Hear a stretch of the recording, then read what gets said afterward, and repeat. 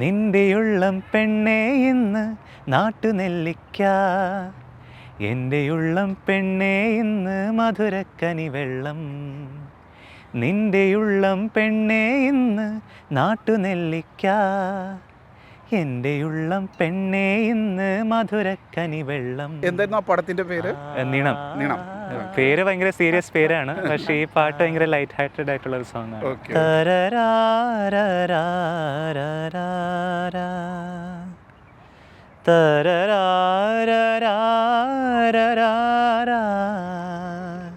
പ്രവാസ ലോകത്തു നിന്നും പിന്നണി ഗാന രംഗത്തെത്തിയ ഒരു യുവ ഗായകനാണ് നമ്മോടൊപ്പം ഉള്ളത്, ഫർഹാൻ നവാസ്. അദ്ദേഹം സിനിമയിൽ പാടിക്കഴിഞ്ഞു, റിയാലിറ്റി ഷോയിൽ പാടി പരിചിതനാണ്.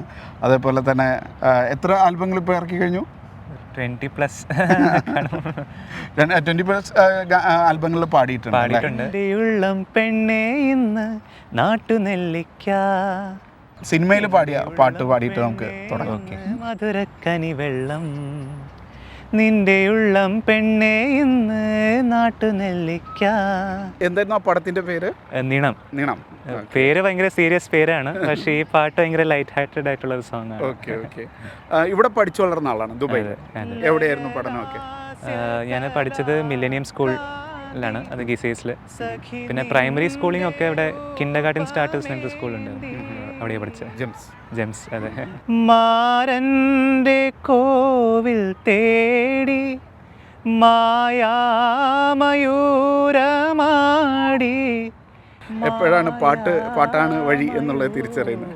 ഇതൊന്ന് കുഞ്ഞിൽ തൊട്ടേ ഇങ്ങനെ പാട്ട് ക്ലാസ്സിന് പോകുമായിരുന്നു. 6 വയസ്സ് മുതലേ ഞാൻ കർണാട്ടിക് മ്യൂസിക് പഠിച്ചു തുടങ്ങിയതാണ്. അപ്പോൾ ഇങ്ങനെ നാച്ചുറലായിട്ട് പൂക്കൾ വീഴുന്ന ഷോസിലൊക്കെ പോയി, കോമ്പറ്റീഷൻസിലൊക്കെ പോയി. ഇപ്പോൾ കൊച്ചിലെ തൊട്ടേ എന്താ പറയുക, സിംഗിങ് ആയിരുന്നു എനിക്കറിയാവുന്നൊരു. എത്ര റിയാലിറ്റി ഷോസിൽ മത്സരിച്ചിരുന്നു? ഏഷ്യനെറ്റിൻ്റെ മൈലാഞ്ചിയിലായിരുന്നു മത്സരിച്ചത്, അതിൽ സെമി ഫൈനലിസ്റ്റ് ആയിരുന്നു. പിന്നെ അല്ലാതെ കണ്ടസ്റ്റൻ്റ് ആയിട്ടല്ല, പക്ഷെ ഒരു സ്പെഷ്യൽ പെർഫോമറായിട്ട് ഞാൻ സ്റ്റാർ സിംഗറിൽ പെർഫോം ചെയ്തിരുന്നു. തിരികെ അതാണ് ഇച്ചിരി ഒരു മൈലേജ് കിട്ടിയത്. ഒരു വട്ടിപ്പൂവുമായി അകലത്തെ അമ്പിളി തിരുവോണത്തോണിയുന്നുമ്പോൾ, ഒരു വട്ടിപ്പൂവുമായി അകലത്തെ അമ്പിളി. 20ഓളം ആൽബങ്ങൾ പാടിയിട്ടുണ്ട്. സ്വന്തമായി 3 ആൽബങ്ങൾ കമ്പോസ് ചെയ്ത 3 ആൽബങ്ങൾ. അത് ഇപ്പൊ ലേറ്റസ്റ്റ് ഏതായിരുന്നു?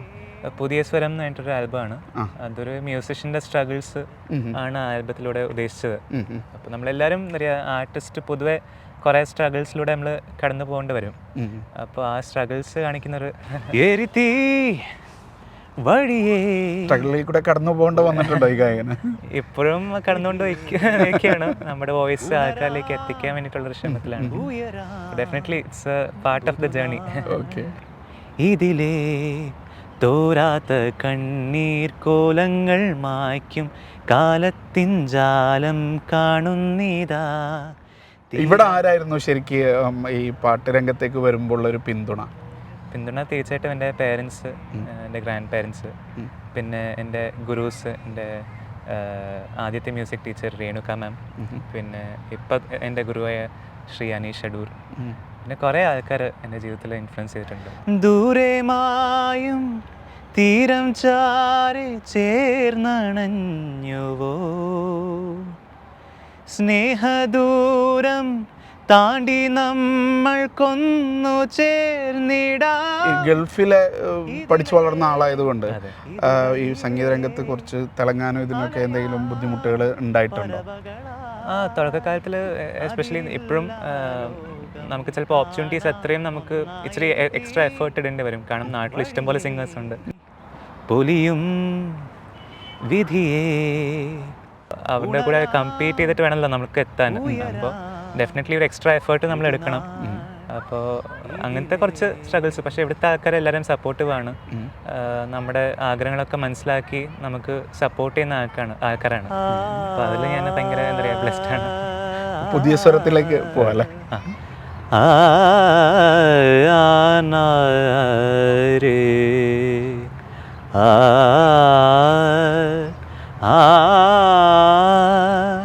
ആ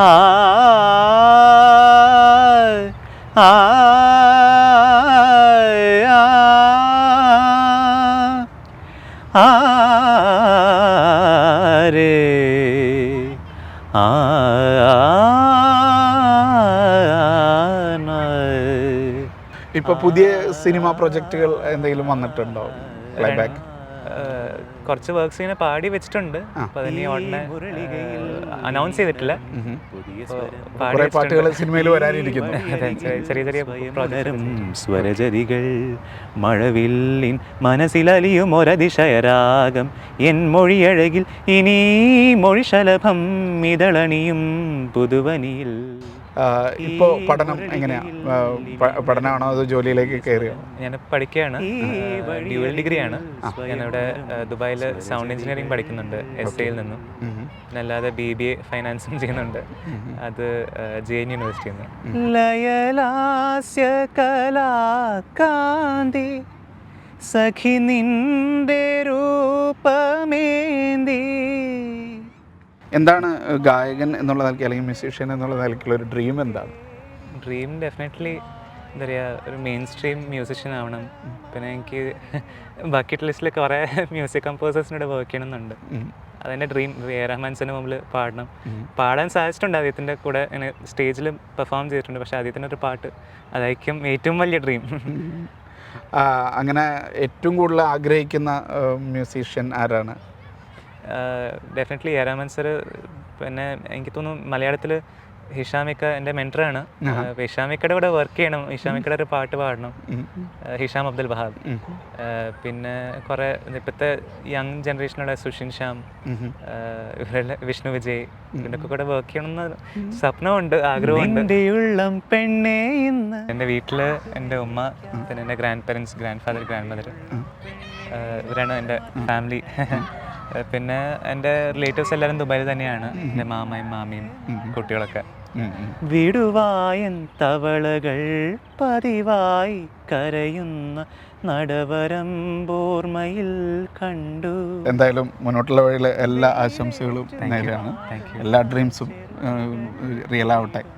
thank you so much. All the best. തിരികെ ഞാൻ വരുമെന്ന വാർത്ത കേൾക്കാനായി ഗ്രാമം കൊതിക്കാറുണ്ടെന്നും, തിരികെ മടങ്ങുവാൻ തീരത്തടുക്കുവാൻ ഞാനും കൊതിക്കാറുണ്ടെന്നും.